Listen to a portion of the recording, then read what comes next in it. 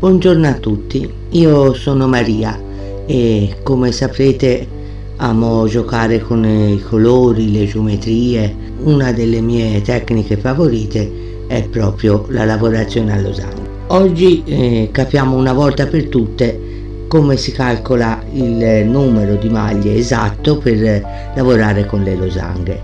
Non è come il classico lavoro granny, dove si parte da una base multipla di 3.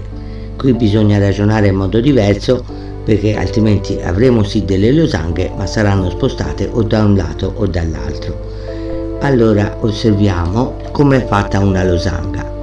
Nel punto più largo, perché qui inizia, qui finisce, questo è il punto più largo, la losanga occupa 6 maglie, per cui con una per una losanga occorrono 6 maglie per fare questa lavorazione, con 2 losanghe ne servono 12 e così via.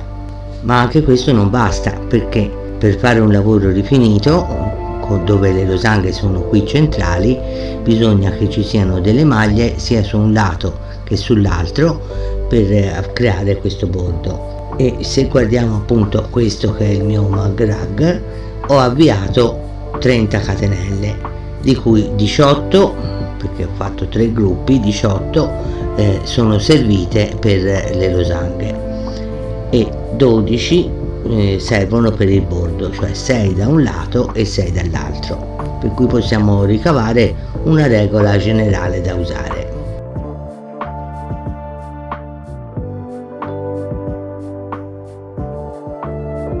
Un ultimo suggerimento: se volete alternare i colori come ho fatto qui, vi occorrerà un pannello con un numero dispari di losanghe. E adesso, dopo tanta teoria, facciamo una dimostrazione semplice. Questo è un piccolo sottobicchiere con una sola losanga centrale ripetuta sulle 2 righe, e per questa le catenelle richieste saranno 6 più 12, cioè 18. Avvierò 18 catenelle.